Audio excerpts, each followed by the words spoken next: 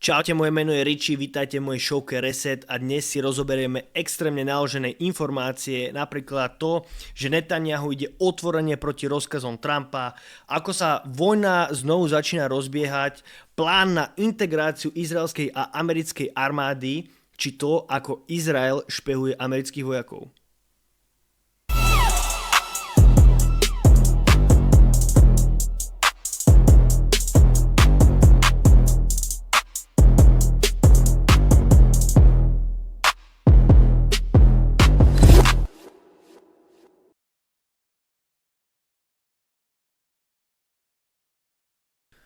Začneme teda vojnou v Libanone.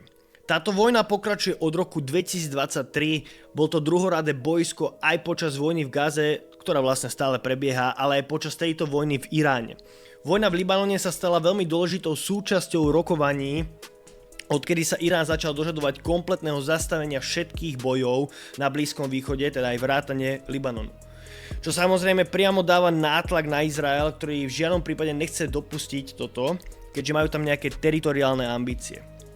Ako podmienku primeria si Irán teda stanovil aj mier v Libanone, na čo Izrael odpovedal najväčším bombardovaním Libanonu v novodobej histórii.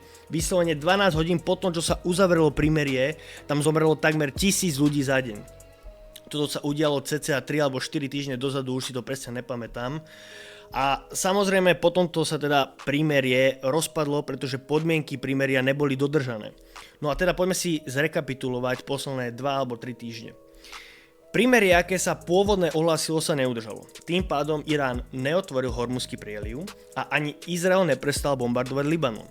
Avšak Amerika ako keby sa od tohoto celého nejako oddialila a nechceli znovu reštartovať boj.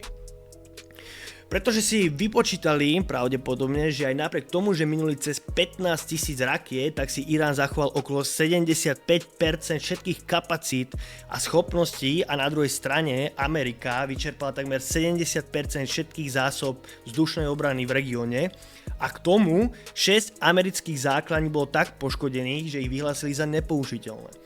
Takže Amerika vlastne bola spokojná s tým, že sa zatiaľ nestrieľa.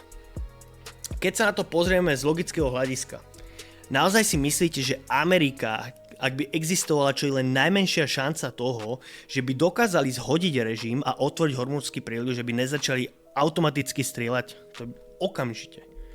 No ale vráťme sa k prímeriu. Minulý víkend sme dostali info, že boli už všetci dohodnutí na prímeri, všetci súhlasili okrem jednej krajiny, Izraelu, kde Netanyahu oznámil znovu zintenzívnenie útokov na Libanon. Potom to mu Trump zavolal, kde vraj na neho nakričal, že či mu už úplne nejebe a že vďaka Trumpovi ešte Netanyahu nie je v base. No toto je v podstate to jediné, čo asi Američanom zostáva, kričať, pretože pravdepodobne žiadnu inú páku nemajú.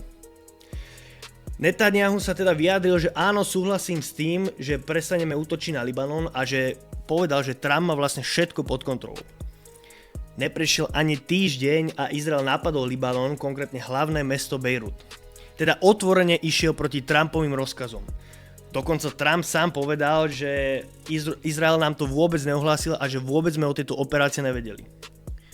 Je proste neuveriteľné, že najmocnejšia krajina na svete nie je schopná alebo nemá žiadnu páku, ako donútiť túto malú krajinu, aby poslúchala ich rozkazy či odporúčania. Aj napriek tomu, že táto malá krajina je totálne závislá od pomoci Ameriky. Možno je to preto, že ak by aj niekto chcel sa nejako negatívne vyjadriť voči tomuto celému, tak by skončil ako Thomas Messi, o ktorom som nedávno spravil video a treba si ho pozrieť. Prečo však Izrael napadol Libanon a sabotoval rokovania už 5. krát po sebe? Pretože povedali, že sa nevrátia k status quo, ktorý bol pred vojnou. Izrael požaduje vytvorenie bezpečnostnej zóny v južnom Libanone, aby si chránili svoju severnú hranicu. Tak isto ako to spravili aj s Gazou, kde obsadili 50% celého teritória Gazy a nazvali to bezpečnostné pásmo. A to isté v podstate chcú spraviť aj s južným Libanonom až po rieku Litani.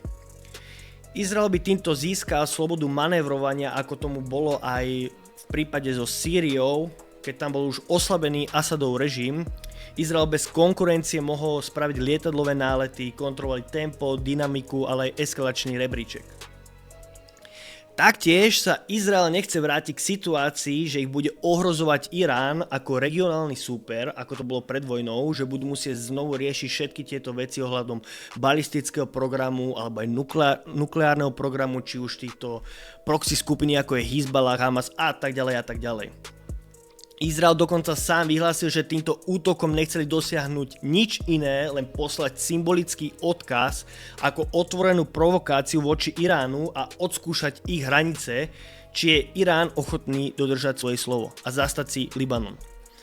No Irán samozrejme na toto odpovedal s operáciou Skutočný sľub 5, kde vypalil na Izrael desiatky balistických rakiet aj s potvrdenými zásahmi.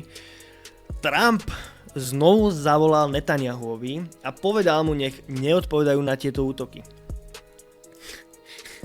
Izrael na to samozrejme odpovedal niekoľkými raketami na Teherán, ale aj iné časti Iránu. Prestrelka pokračovala cez noc až po včerajšie ráno. Izrael vyhlásil cez ich organizáciu COGAT, že ako odpoveď na iránske útoky zablokovali humanitárnu pomoc v Gaze.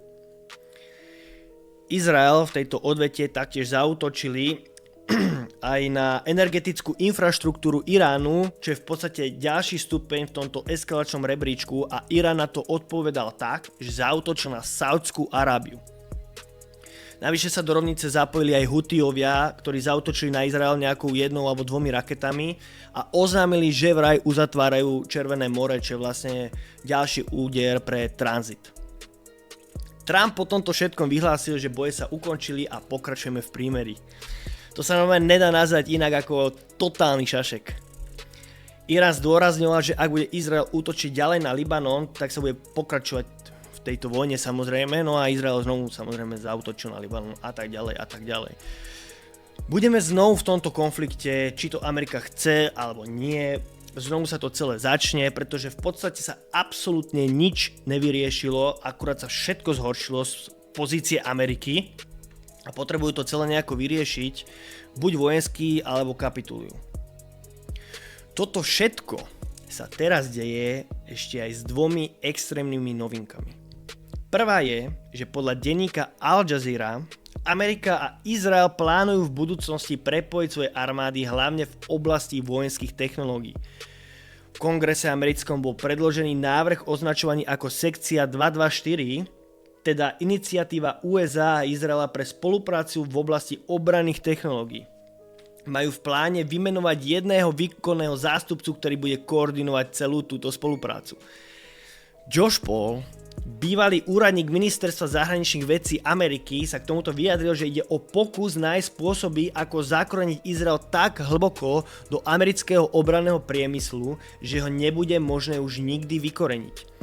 Tento zákon by Izraelu poskytol bezprecedentný prístup k najnovším americkým technológiám a k dodávateľským reťazcom, čím by Izrael získal neuveriteľnú páku nad americkými prioritami.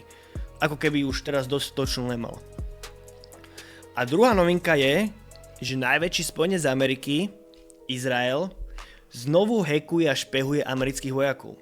Podľa najnovších vyjadrení Pentagonu si americkí vojaci, ktorí pracujú v Izraeli, našli v ich telefónoch nainštalované odpočúvacie špionážne softvery. Niektorí americkí predstavitelia v Pentagone hovoria, že snahy Mossadu o odpočúvanie Ameriky dosiahli šialené vysoké levely. Podľa niektorých predstaviteľov, s ktorými hovoril denník Times, je úroveň hrozby izraelskej kontrarozviedky teraz vyššia ako u ktoréhokoľvek iného spojenca a dokonca vyššia ako u niektorých nepriateľských krajín. Počujete dobre. Izrael špehuje Ameriku aj napriek spoločnej americko-izraelskej vojne proti Iránu a taktiež počas snahy vlastne integrovať Ameriku a Izrael, teda ich armády, do jedného celku z hľadiska vývoja technológií. No to je na dnes odo mňa všetko, situáciu monitorujem aj na mojom telegramovom kanále Richie 1, link je v popisku videa, ale aj na obrazovke a vidíme sa na budúce.